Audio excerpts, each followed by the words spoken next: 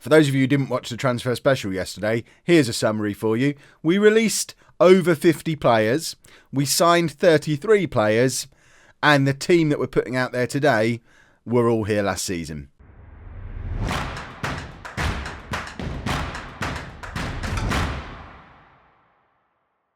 Hello and welcome to part 46 of It's Coming Home. I'm Kevin. Coming up on today's episode, we have our first two games of the new National League season. We're away against Wrexham and then at home against Aldershot.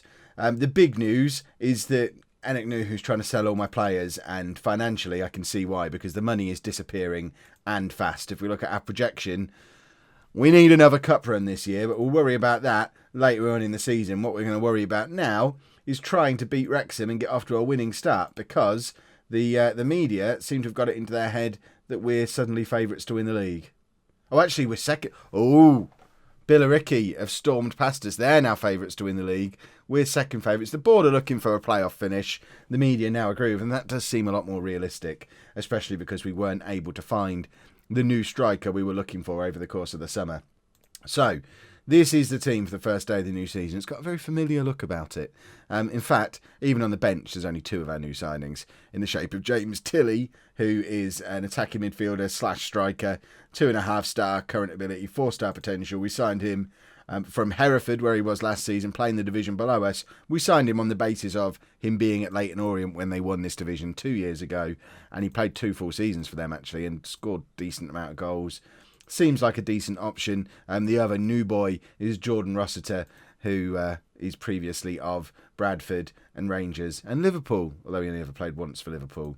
But he's going to sit on our bench, and he'll eventually probably force Shane Phillips out of the team. But Shane Phillips has been forced out of the team many times before, and he always finds a way back in. He's basically the cockroach of home. He'll love that, won't he? Watch him score today to celebrate. The other big new signing is Geraldo Bajrami, who was part of the Swindon team that won this division last season. However, he's suspended for the first game of the new season, so doesn't get to make his debut today. So this is the team. We've got Civita in goal, a back four of Webber, Proctor, Colley and Tanner. Phillips is our holding midfielder, Fernandez and Wolf in midfield, with a front three of Tyler, Powell and Stanley. In fact, before we go any further, there are couple of significant players who left that I don't think I mentioned in the transfer special yesterday. Matt Foy, Hayden Carter and Ben Cottrell have all moved on. Hayden Carter gone to Billericay, who've now become favourites for this division. Foy and Cottrell now playing in the Football League. I think Newport are in the Football League still. Yeah, they are. Well, there you go. So let's get into the match and hope that we can put on a bit of a show, because if we can't, I mean, I know it looks like we've done nothing over the summer if you missed an episode, but we really didn't. We've signed a lot of players with a lot of potential. We're huge underdogs. Oh, joy. What a way to start the season.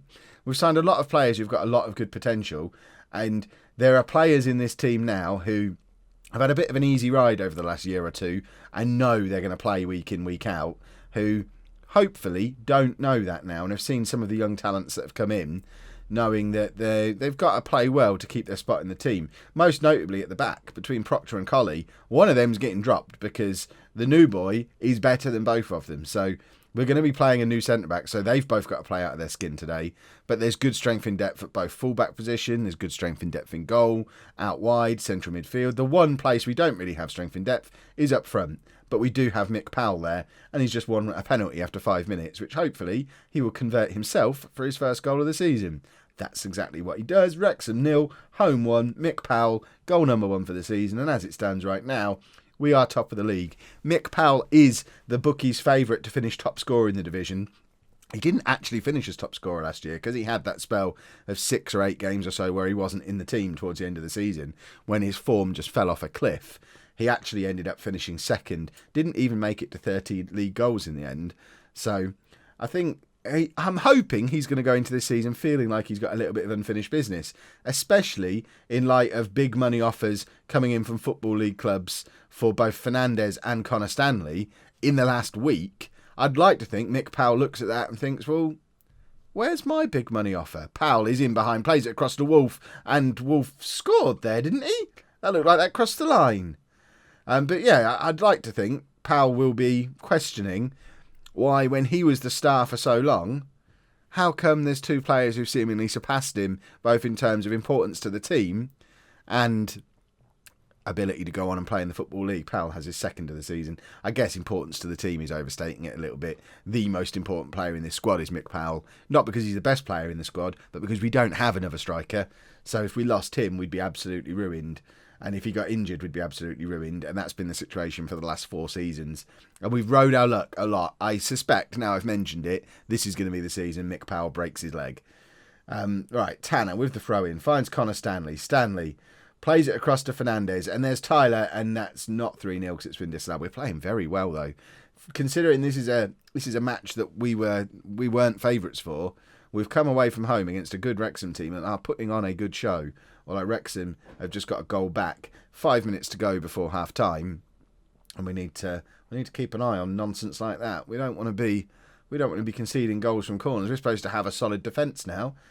Colley's been off playing in the African Cup of Nations all summer, so he's even more international experience. I think he's played over 40 caps internationally now, and he's only like 22, 23. So the downside to that, of course, is it means he didn't have a rest over the summer, and we all know what his fitness issues are like. Right, let's assertively say we don't want complacency. We've had a very good first half. Let's have a very good second half and hopefully pick up our first 3 points of the season. But this is the kind of game where last year we go on and draw or lose this because we've only scored penalties. Although we've controlled possession, we've not really created much from open play. Hopefully this season we're going to show something a little bit different and go on and win the game. And Matty Wolf, he's now... What? It's gone down as an own goal. How is that an own goal? It's a beautiful finish from Wolf. Let's have a look at it from behind the goal. Perhaps it took a big deflection that I missed. Wolf. Okay, it did take a big deflection. It was probably even going wide from Matty Wolf. But he's now here as a permanent home player. He was here on loan for the last 2 seasons or 1 and a bit seasons. He's now here permanently. The last loan midfielder we brought in permanently was George Hornshaw, and he lasted 8 games and got released. So I'm hoping for better things from Wolf. He was always a better player, and hopefully he continues to show that. Tyler releases Powell down this left-hand side. Hopefully Connor Stanley's lurking in the middle somewhere. Powell plays it all the way back to Webber, suggesting Stanley probably wasn't there, and Tyler ends up missing out on the ball. And we're putting him under decent pressure here. It's with Tanner on the right-hand side now. Phillips plays it to Fernandez. Fernandez into Powell. Powell beats his man, but then slows down and lets him catch up. Webber with the chance to cross, though, beats his man, and it's another own goal. Powell was lurking, but that's a second own goal of the game for Wrexham, and Wrexham are probably not enjoying themselves at the moment. It's Wrexham 1, home 4, 62 minutes on the clock, 2 penalties and 2 own goals. Have you ever seen a scoreline flatter a team the way this one is flattering us? We've only had 4 shots on target in the match. Ridiculous. 2 of them were penalties as well. This is amazing. Well, can we do this every match? I don't care how we get promoted. I just want to get promoted. I want to go professional.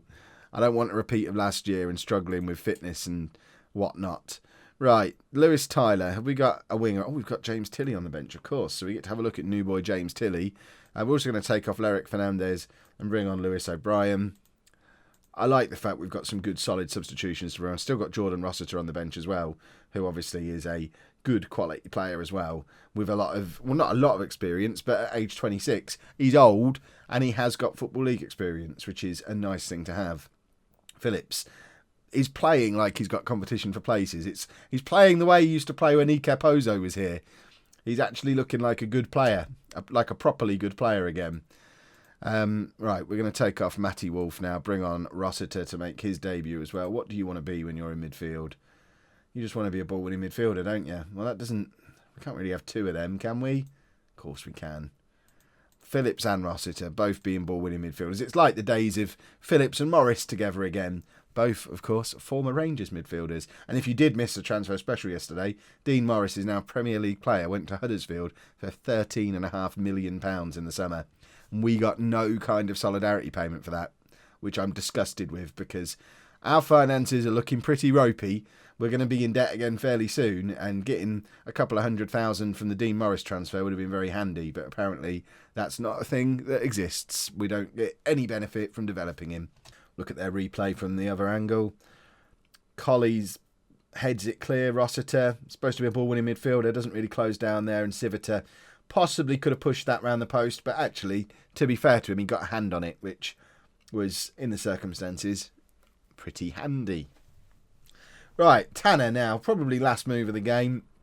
Tanner plays it forward to Rossiter. It's now with Phillips, who launches it over the top to Mick Powell. Can Powell complete his hat-trick? Of course he can. A first day of the season hat-trick for Mick Powell, and it's Wrexham 2, Holme 5. Is that enough to put us top of the league? I think it is.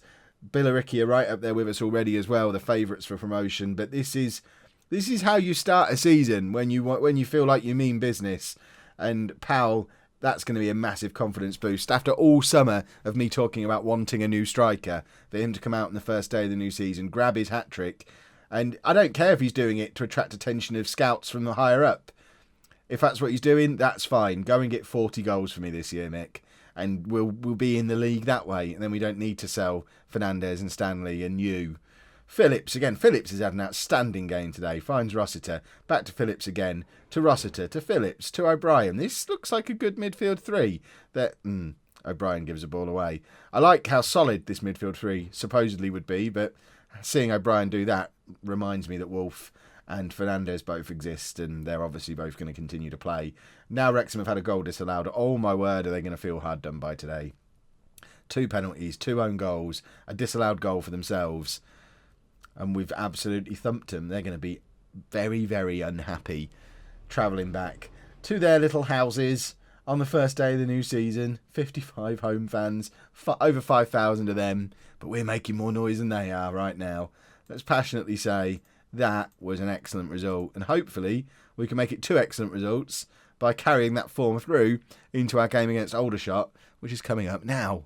No changes for the Aldershot game then. In the interests of competition for places, Bajrami can sit on the bench and earn his place in the team. I mean, to be fair, he's not close to match fit either, unlike the rest of them. I don't really know how we've managed to get 11 players fully match fit and the rest of the squad not even close. What is my assistant manager been doing with these friendlies? Or is that the effect of one match? They play one game and suddenly fully match fit. Nobody else is, though. Seems a bit silly. But let's get into the game and... yeah, let's assertively say carry on from the last match. If you recall from last season, Aldershot were the team that pipped us to the final playoff spot on the final day of last season. I'm talking it up as if we were ever really in it. Obviously, we were kind of flukily backdooring our way into it in the first place, and Aldershot just slammed the back door on our fingers as we were trying to sneak through. But Aldershot, we know, are a potential promotion rival, assuming they've not thrown everything apart over the summer, and they look pretty solid here. Sivert just made an excellent save though, and they win themselves a corner. Aldershot were the team that Levi Potton left us for as well, I think, weren't they? That's a quite nice little reversal if we can beat them today after they stole our star man 5 years ago when we first started out. If we can now beat them at home early on in this season and show that we're now the bigger and better club, we need to steal their best player to balance it back the other way. But I guess we're still not a big enough club to start stealing their best players. We can take their cast-offs and try and turn them into decent squad members, which is all we ever seem to do. But we've still never signed a star player from anybody. We've never spent any money on a transfer. So I think we're still a long way away from that. But Wolf intercepts here in midfield. Probably quite generous calling it an interception. It kind of hit him, a misplaced pass. And his pass then was terrible, sort of between Powell and Stanley. But their goalkeeper is then even worse and just passes it straight to Mick Powell, who already has his 4th league goal of the season. This is why Mick Powell looks so good statistically, because he has ridiculous bursts like this. I'll now have to sit there in my underpants with my MacBook and 2D on in my living room, at least it'll be warm in there, and watch him miss chance after chance after chance for 4 games in a row. And then we come back to the next episode and I'm talking to you about wanting a new striker, and you lot are all going, "Are you kidding, Kev? Yesterday we saw him get 4 goals. Why would you want a new striker? Because you don't see him when he's rubbish." Yeah. Let's guard against complacency. He obviously just likes the camera. What I might do is just make sure there's always a camera pointing at me whenever I play a home match, and that way Mick Powell will think that he's being watched, even if it's only me watching. Stanley plays it into Powell, who fires over. That's more like the Mick Powell I know from the in-betweeny bits. Right, I'm already thinking in terms of getting Bajrami on. I shouldn't really. We're 52 minutes into the match. I'm talking about making him force his way into the team, and here I am just at the start of the second half. Right, let's get him on now then. I want to have a look at him. That's not really forcing his way in, I guess. Stanley now on the right-hand side. Is he going to cross to Powell? He does. Powell can't quite get hold of it. Wolf was lurking, but it ends up with Tanner all the way back, almost at the halfway line. It's Phillips to Fernandez. Fernandez back to Phillips. And Phillips is just going to take his time and find Eric Fernandez. Fernandez plays it out to Tanner. Tanner with the opportunity to cross. Beats his man. Crosses to Tyler. Tyler nods back to Fernandez. And somehow Mick Powell has got his 5th goal of the season. I don't even know at what point that hit Mick Powell. The game started moving faster than my tongue could. So Fernandez nodded it down. Tyler then played it across to Powell. And he's just a poacher, isn't he? He's going to score goals like that. But that's Holme 2, Aldershot 0, and 5 goals in this episode for Mick Powell, who, yeah, perhaps we didn't need a new striker after all. Webber plays it across to Phillips. Phillips to Wolf. If anyone deserves a goal who's not Mick Powell, it's Shane Phillips. He's been excellent in both matches in this episode. He seems to be playing a little bit further forward and controlling the game a little bit more than he normally would. He's still a ball-winning midfielder on a defend instruction, but maybe it's because he's got a better quality back four behind him. He's feeling a little bit more comfortable just stepping forward a little bit more and getting more involved in the game. And I like it. I like it rather a lot. I might even have to tell him to carry on doing it. Although in bigger games, you obviously still want him providing protection. Wolf now. Is he going to... Wolf's had some chances to score in this episode and has looked pretty poor every time he's got into a goal-scoring opportunity. Apart from that one that should have been his in the last match, I guess. Right, Connor Stanley. We're going to take Connor Stanley off, stick O'Brien out on the right wing, and we are going to bring on Rossiter for Fernandez. I couldn't remember. It was a coin toss in my head between Wolf and Fernandez to come off there. And we will leave. Do we want O'Brien out there, or can Tilly play on that right wing? Tilly's a natural right winger. Why are we playing O'Brien up there? What we could actually do is put Tilly there, who can be an inside forward. I love an inside forward. And then take Fernandez off and put O'Brien there.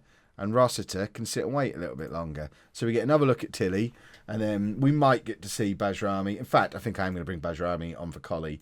Collie is, as usual, lowest condition in the entire team. And not playing very well either. So we'll bring Bajrami on. What type of defender are you? You're a stopper. I do like a stopper as well. Let's get him on and hopefully just see out the game. But we're getting a little look at Bajrami as well. And I don't really particularly want to do any defending, so we can have a look at him. Perhaps we'll win a corner. Winning a corner would be nice. There is Bajrami. Plays it all the way back to Civita, who just plays it back to Bajrami again. Just keeping hold of the ball nicely. There's Shane Phillips, providing that link between defence and midfield again. And his range of passing, I don't know if it's improved or if he's just feeling more confident with it, because that was a pretty poor pass. But he's trying stuff we haven't seen him try, really, last season. Tilly now plays it out to Tanner. Tanner with the cross, finds Powell. It's down for O'Brien. O'Brien shoots straight into an Aldershot leg. And now they've got the opportunity to have a little bit of a break on here, down the right-hand side. And they've just tore us apart. My word. They cut through us there like a thing that cuts really well. I've recorded 3 episodes back-to-back now, and it's freezing cold. I'm not necessarily going to have excellent metaphor for you at this point. I hope that's okay. What I also hope is that we're not about to throw this game away. What can we do from the touchline? Concentrate, maybe? I think we'll just leave it well alone, because it looks like we have survived. If we concede here, I'm going to be very upset. Civita keeps hold of the ball. And we are going to be level on points at the top of the league at the end of the episode. Billericay, though, clearly scoring more goals than we are, and they are going to be our big threats this season. They've already scored 9 goals. My word. Billericay are going to take some catching. Right, let's just calmly say good win, well done. I've never seen that assertively carry on in the next game one that was on there, but I quite like that. I might use that from time to time to try and keep some momentum going.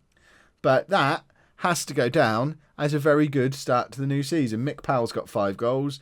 We've got 2 wins. The league table looks like this. Powell's the top scorer in the division, as you'd expect, and the best player. And when are we going to be back for another video? Let's have a little look. Obviously, we'll be back tomorrow at 7 p.m, but what are we going to be doing when we come back? Have we got Billericay anytime soon? No. So we'll probably do something in here somewhere. Gateshead. Oh, no, we have got Billericay just there. So we will do Chesterfield and Billericay. as our next episode, so we can pit ourselves against the best team in the division and see if they're as good as they think they are. If you've enjoyed that, please make sure you leave a nice big thumbs up on there for me. Subscribe to the channel for daily Football Manager videos, and thank you very much for watching.